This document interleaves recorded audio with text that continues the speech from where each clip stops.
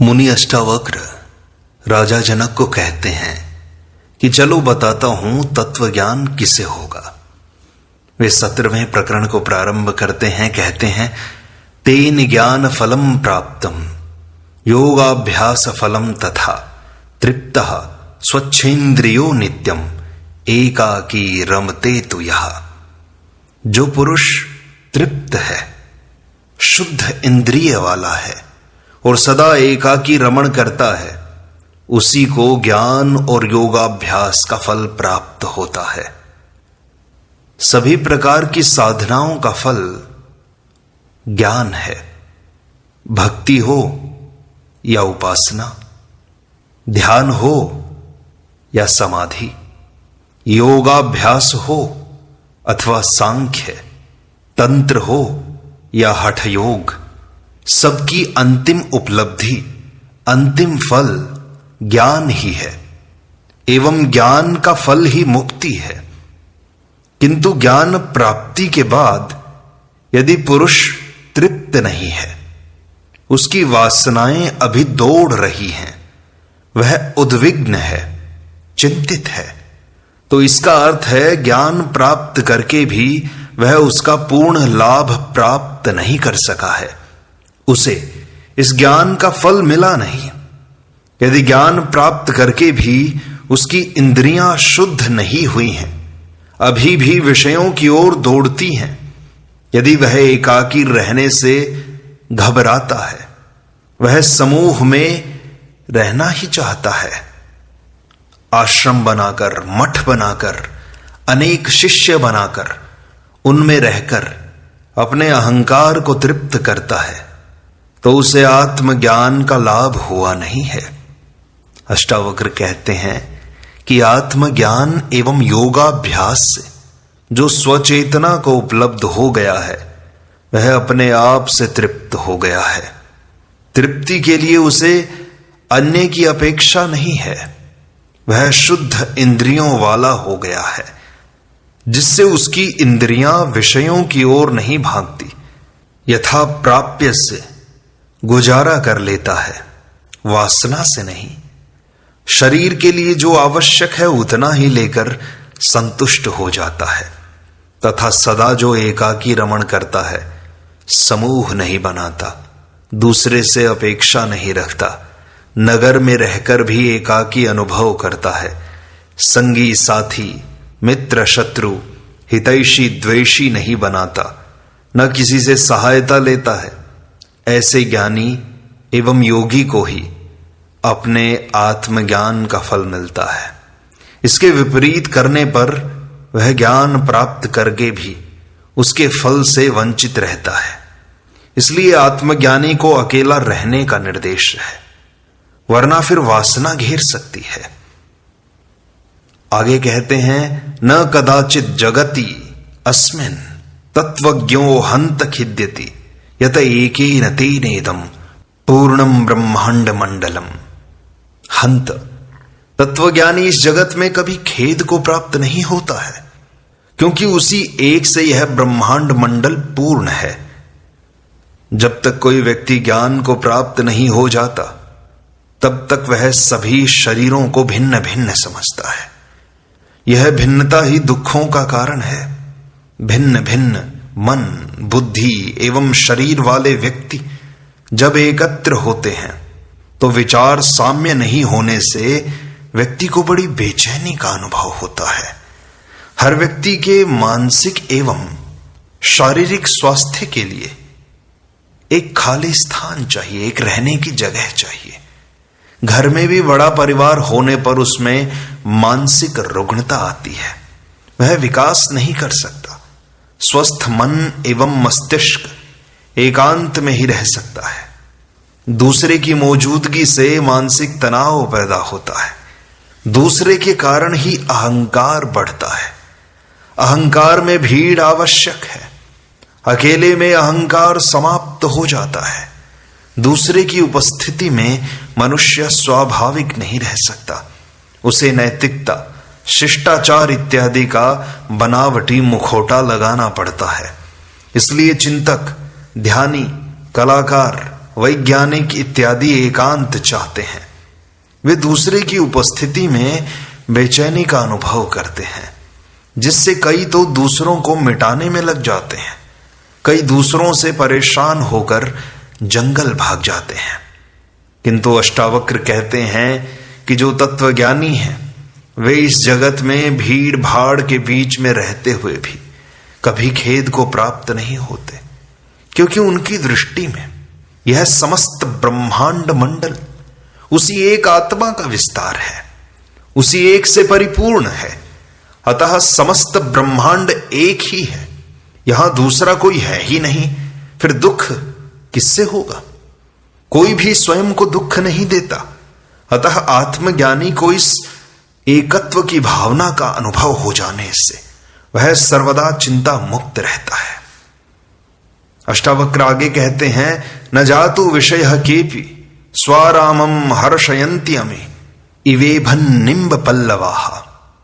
जैसे सल्लकी के पत्तों से प्रसन्न हुए हाथी को नीम के पत्ते हर्षित नहीं करते हैं, वैसे ही ये विषय आत्मा में रमण करने वाले को कभी हर्षित नहीं कर पाते। विषयों में आनंद है, उनसे सुख मिलता है, ये बात निर्विवादित सत्य है। यदि विषयों में सुख नहीं होता तो यह संसार पागलों की तरह उनके पीछे नहीं दौड़ता, वह इस अंधी दौड़ में पड़ता ही नहीं। दुनिया में सुख है, आनंद है, यह संसारी का निजी अनुभव है, इसी के लिए वह सारी दौड़ धूप करता है। किंतु कुछ सिरफिरे लोगों ने दुनिया को दुख कहकर उससे भागने की बात कही, किंतु दुनिया छोड़ने से किसी को सुख मिला नहीं, जो था वह भी छूट गया। इसलिए ऐसे लोगों की स्थिति बड़ी दयनीय हो गई।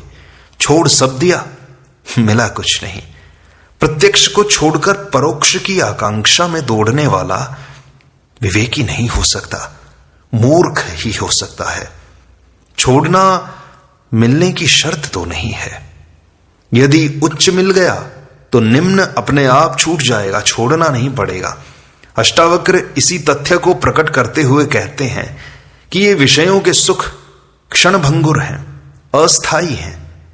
इन सुखों की प्राप्ति के लिए कई अनीतिपूर्ण कृत्य करने पड़ते हैं, जिनका परिणाम भोगने में दुख होता है। अतः संसार में कोई भी ऐसा सुख नहीं है जिसके साथ दुख संयुक्त न हो। फिर ये सभी सुख चिरस्थायी नहीं है। आत्मानंद का सुख ही चिरस्थायी है, वरना सुख नहीं मिल सकता। आत्मा का सुख स्वयं का है, उसमें दूसरा होना आवश्यक नहीं है। इसलिए जिसने आत्मानंद का स्थायी सुख प्राप्त कर लिया, जो नित्य आत्मा में ही रमण करने वाला हो, उसे ये सांसारिक सुख फीके ज्ञात होते हैं, इसलिए वह इनमें कभी रुचि नहीं लेता। जिस प्रकार सल्लकी के पत्तों से प्रसन्न हुए हाथी को नीम के पत्ते कभी हर्षित नहीं करते, किंतु कई अज्ञानियों ने इससे उल्टा करना आरंभ किया कि पहले छोड़ो फिर मिलेगा। इससे दुनिया विकृत हुई, छूट भी गया और मिला भी कुछ नहीं। ऐसा उपदेश दुनिया के लिए अभिशाप बन गया, वरदान तो नहीं बना। अष्टावक्र आगे कहते हैं, यस्तु भोगेषु भुक्तेषु न भवति अधिवासितः अभुक्तेषु निराकांक्षी तादृशो भव दुर्लभः। जो भोगे हुए भोगों में वासना नहीं रखता तथा भोगे हुए विषयों के प्रति आकांक्षा नहीं करता, ऐसा मनुष्य संसार में दुर्लभ है। अष्टावक्र का सारा उपदेश साधना सूत्र नहीं है, बल्कि सिद्ध व्यक्ति आत्मज्ञानी के लिए कहे गए सूत्र हैं कि आत्मज्ञानी का व्यवहार किस प्रकार का हो जाता है, वो बता रहे हैं। यह आत्मज्ञान की कसौटी है। इन्हें साधना के रूप में लेने पर व्यक्ति चूक जाएगा। जो इन्हें साधना सूत्र मान लेता है वो जरूर भटकेगा। सब कुछ छोड़ देने से आत्मज्ञान नहीं होता। इस सूत्र में भी अष्टावक्र कहते हैं कि आत्मज्ञान को उपलब्ध व्यक्ति संसार में दुर्लभ हैं। गीता में भी कहा है, हजारों मनुष्यों में से कोई एक अंतःकरण की शुद्धि के लिए प्रयत्न करता है। फिर उनमें से भी कोई विरला पुरुष आत्मा को यथार्थ जानता है। ऐसे आत्मज्ञानी ही भोगे हुए विषयों के प्रति वासना नहीं रखते, क्योंकि वह स्मृति से ही मुक्त हो जाते हैं। यदि वह भी वासना रखता है, इसका अर्थ है उसे आत्मानंद प्राप्त नहीं हुआ, उसे विषयानंद ही भले लगते हैं। ऐसा ज्ञानी भोगे विषयों के प्रति भी आकांक्षा नहीं करता, क्योंकि ये आकांक्षाएं, इच्छाएं ही उसे पुनः विषयों की ओर ले जाती हैं। ऐसा व्यक्ति ही आत्मज्ञानी है, जो संसार में दुर्लभ है। वह आत्मा में ही सदा तृप्त रहता है। अष्टावक्र आगे कहते हैं, बुभुक्षुर इह संसारे मुमुक्षुरपि दृश्यते भोग मोक्ष निराकांक्षी विरलो ही महाशया। इस संसार में भोग की इच्छा रखने वाले और मोक्ष की इच्छा रखने वाले दोनों देखे जाते हैं, लेकिन भोग और मोक्ष दोनों के प्रति निराकांक्षी विरला महाशय ही मिलेगा। जब चित्त सभी प्रकार के विक्षेपों से शांत हो जाता है, तो वही तो मुक्ति है। वासना के कारण ही चित्त में तरंगे उठती हैं। ये विभिन्न तरंगे ही मोक्ष में बाधक हैं। ये तरंगे सांसारिक विषय वासना की हों, चाहे मोक्ष प्राप्ति की आकांक्षा की, हैं तो तरंगे ही ना। जो मोक्ष की भी चाह करता है, उसकी चिंता करता है, उसके लिए प्रयत्न करता है, उसका मन अशांत रहता ही है। यह अशांति ही मोक्ष में बाधक है। संसारी हमेशा आकांक्षा में ही जीता है, वह वासना में ही जीता है। कभी वह भोग की इच्छा करता है तो कभी मोक्ष की, किंतु वह इस रहस्य को नहीं जानता कि यह इच्छा मात्र बंधन है। सभी साधु संत संसार छोड़ने का उपदेश देते हैं, खाना पीना वस्त्र एवं घर बार छोड़ने का, छुड़ाने का उपदेश देते हैं। दीक्षा दे देकर साधु बनाने में लगे हैं, किंतु कोई इस रहस्य को नहीं जानता और नहीं बताता कि संसार बंधन नहीं, तुम्हारी इच्छाएं मात्र बंधन है। इन्हें छोड़ना ही मुक्ति है। इसलिए अष्टावक्र कहते हैं कि भोग और मोक्ष दोनों के प्रति जो निराकांक्षी है, जिसकी दोनों में इच्छा नहीं है, ऐसा व्यक्ति ही मुक्त है। किंतु ऐसा विरला महाशय ही मिलेगा। केवल आत्मज्ञानी की ही ऐसी स्थिति होती है। अज्ञानी तो दोनों में ही इच्छा रखने वाला होता है। उसे तो ये संसार के भोग भी चाहिए और उसे मोक्ष भी चाहिए। वो मुक्त भी होना चाहता है और इन संसार के बंधनों को भी भोगना चाहता है। अष्टावक्र आगे कहते हैं, धर्मार्थ काम मोक्षेषु जीविते मरणे तथा कस्यापि उदार चित्तस्य हेयोपादेयता नहीं। कोई उदार चित्त ही धर्म, अर्थ, काम, मोक्ष, जीवन और मृत्यु के प्रति हेय और उपादेय का भाव नहीं रखता। आत्मज्ञानी ही उदार चित्त वाला होता है, क्योंकि उसी को इस संपूर्ण सृष्टि में एक आत्मा ही दिखाई देती है। उससे भिन्नता कहीं दिखाई नहीं देती। अज्ञानी को सब भिन्नताएं ही दिखाई देती हैं, जिससे उसके हर कार्य का उद्देश्य होता है। वह फल प्राप्त करना चाहता है, इच्छाओं एवं वासनाओं से ग्रसित रहता है। उसमें हेय और उपादेय का भय बना रहता है। इसलिए वह मुक्त नहीं है, न ही उदार चित्त वाला हो सकता है। केवल आत्मज्ञानी ही धर्म, अर्थ, काम और मोक्ष तथा जीवन और मृत्यु के प्रति भी हेय और उपादेय का भाव नहीं रखता, न ही इन्हें ग्रहण करने योग्य समझता है, न त्याग, न इन्हें निंदित समझता है, न ही प्रशंसनीय, न इन्हें घृणित समझता है, न उपयोगी। आत्मज्ञानी की ही ऐसी स्थिति होती है, अतः वही जीवन मुक्त है। ऐसी स्थिति को उपलब्ध हो जाना ही मोक्ष है। अष्टावक्र आगे कहते हैं, वांछा न विश्व विलये द्वेषस्तस्य च स्थितौ यथा जीविकया तस्मात् धन्य आस्ते यथा सुखम। जिसमें विश्व के विलय की इच्छा नहीं है, और न उसकी स्थिति के प्रति उसके मन में द्वेष है। इसलिए वह धन्य पुरुष यथा प्राप्य आजीविका से सुखपूर्वक जीता है।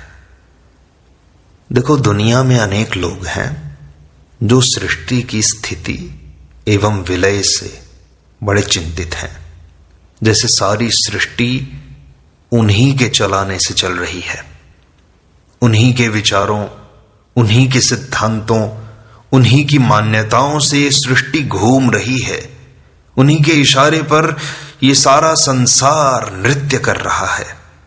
यदि वे न होते तो कब का सृष्टि का प्रलय हो चुका होता।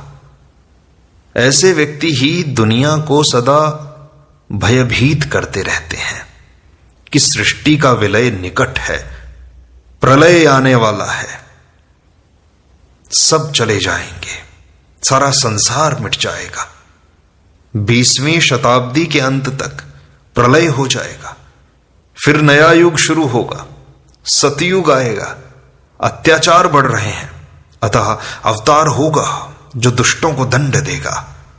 कुछ लोग हैं जो दुनिया की वर्तमान स्थिति से बड़े चिंतित हैं।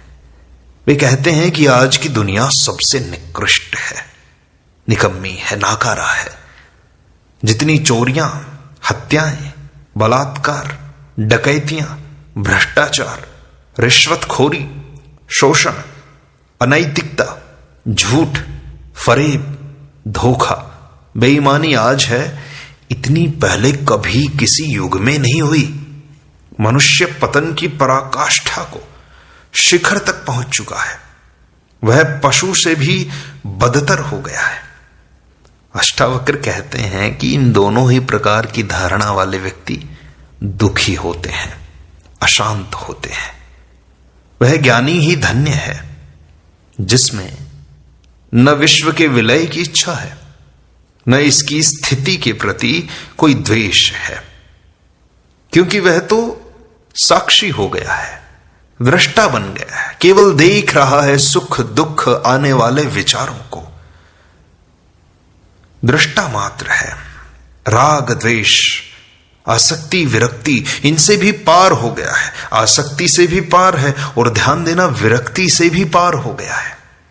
इसलिए वह न तो अधिक की कामना करता है और न ही कुछ भी न होने पर वह दुखी होता है। न तो इस संपूर्ण संसार का वैभव उसे चाहिए, ऐश्वर्य उसे चाहिए, और न ही उसे दुख या दरिद्रता से कोई फर्क पड़ता है, बल्कि यथा प्राप्य जो कुछ मिल जाता है या जो कुछ उसे मिला हुआ है उसी आजीविका से वो गुजारा करता हुआ सुखपूर्वक, आनंदपूर्वक, साक्षी भाव से दृष्टा बन करके जीता है। उसे राग और द्वेष से कोई लगाव नहीं है, न राग से न द्वेष से। इन दोनों को छोड़कर बैठा है वो, साक्षी बन करके, दृष्टा बन करके। उसी को मोक्ष प्राप्त हो सकता है, वही तत्व ज्ञान का अधिकारी है। इस प्रकार अष्टावक्र गीता का यह भाग यहीं संपूर्णता को प्राप्त होता है। शेष अगले अंक में।